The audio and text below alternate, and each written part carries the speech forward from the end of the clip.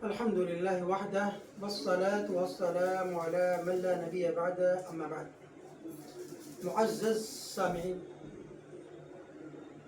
ناظرین، آج انشاءاللہ اس درس میں گفتگو کی جائے گی کیا 12 ربیع الاول کا دن عید کا دن ہے کیا؟ حضرات، ہم لوگ ابھی جس ماہ سے گزر رہے ہیں وہ مہینہ ہے ربیع الاول کا،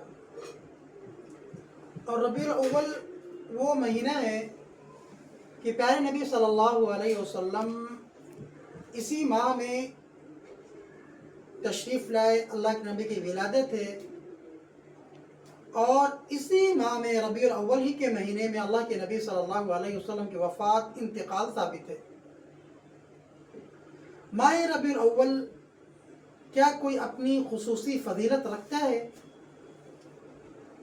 اللہ کے نبی صلی اللہ علیہ وسلم کی ولادت ہوئی، پیدائش ہوئی، کیا اس مہینے کی کوئی خصوصی فضیلت اللہ کے نبی سے، اللہ کے نبی کے زبان مبارک سے جیسے کہ اور مہینوں کی فضیلت ہے؟ آپ دیکھیں کہ رمضان المبارک جس میں قرآن کریم نازل ہوا، اللہ کے نبی صلی اللہ علیہ وسلم نے رمضان کی کتنی فضیلت بیان فرمائی ہے۔ اور حج دیکھیں، حج کا مہینہ دیکھیں، اس کے اندر حج ہے، اور بھی حرمت والے مہینے ان کی فضیلت ہے۔ لیکن کیا اللہ کے نبی صلی اللہ علیہ وسلم کے اس مہینے کی ربیع الاول کی کوئی خصوصی فضیلت ہے؟ تو سلف صالحین سے تاریخ کی روشنی میں یہ بات معلوم ہوتی ہے کہ اس مہینے کی کوئی خصوصی فضیلت نہیں ہے، اس مہینے کی کوئی خصوصی فضیلت نہیں ہے۔ تو پھر اس مہینے کی 12 تاریخ کو عید کا دن، جشن عید میلاد منانے کیوں منایا جا رہا ہے؟ کہاں تک اس کی کیا حقیقت ہے؟ حضرات، اللہ کے نبی صلی اللہ علیہ وسلم کی صحیح ولادت، پیدائش کی تاریخ کیا ہے وہ دیکھتے ہیں۔ آپ صلی اللہ علیہ وسلم 9 ربیع الاول پیر کے دن، عام الفیل کے 55 دن بعد اللہ کے نبی صلی اللہ علیہ وسلم حضرت آمنہ جو آپ کی والدہ ہیں، آپ کی امی ہیں، ان کے بطن سے دنیا میں تشریف لائے۔ عیسیٰ علیہ السلام کے آسمان پر اٹھائے جانے کے 571 عیسوی میں اللہ کے نبی صلی اللہ علیہ وسلم دنیا میں تشریف لائے۔ 571 سال بعد نبی عیسیٰ علیہ السلام کو آسمان پر اٹھا لیا گیا ہے، اس کے بعد اللہ کے نبی دنیا میں تشریف لائے۔ بعض مورخین نے 8 ربیع الاول بھی لکھا ہے، کسی نے 8 لکھا، 9، 10 بھی لکھا گیا ہے۔ یعنی تاریخ ولادت میں، پیدائش کی تاریخ میں مورخین کے درمیان اختلافات پائے جاتے ہیں۔